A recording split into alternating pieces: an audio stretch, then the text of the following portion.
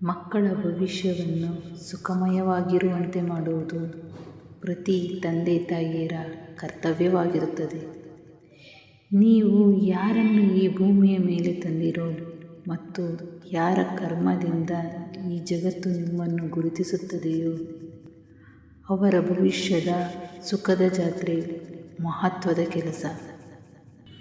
ಬೇರೆ ಏನಿರಲು ಸಾಧ್ಯ?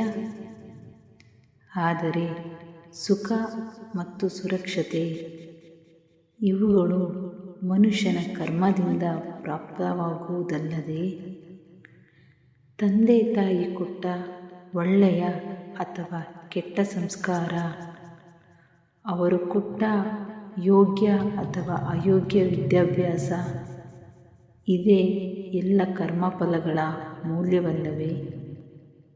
ಸಂಸ್ಕಾರ ಅಥವಾ ವಿದ್ಯೆಯಿಂದಲೇ ವ್ಯಕ್ತಿತ್ವ ನಿರ್ಮಾಣವಾಗುವುದು. ಅರ್ಥಾತ್ ತಂದೆ ತಾಯಿ ಮಕ್ಕಳ ಭವಿಷ್ಯವನ್ನು ಹೇಗೆ ರೂಪಿಸುತ್ತಾರೋ ಹಾಗೆ ಆಗುತ್ತದೆ ಅವರ ಭವಿಷ್ಯ.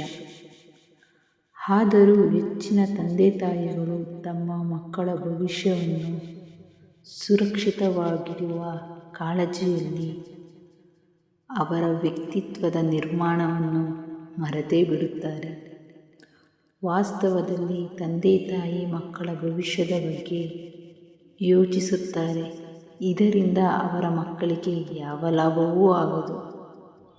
ಆದರೆ ಯಾವ ತಂದೆ ತಾಯಿ ಮಕ್ಕಳ ಭವಿಷ್ಯದ ಬಗ್ಗೆ ಅಲ್ಲ, ವ್ಯಕ್ತಿತ್ವದ ನಿರ್ಮಾಣ ಮಾಡುವರೋ ಅಂತಹ ಮಕ್ಕಳ ಆಧಾರವನ್ನು ಇಡೀ ಪ್ರಪಂಚವೇ ಮಾಡುತ್ತದೆ.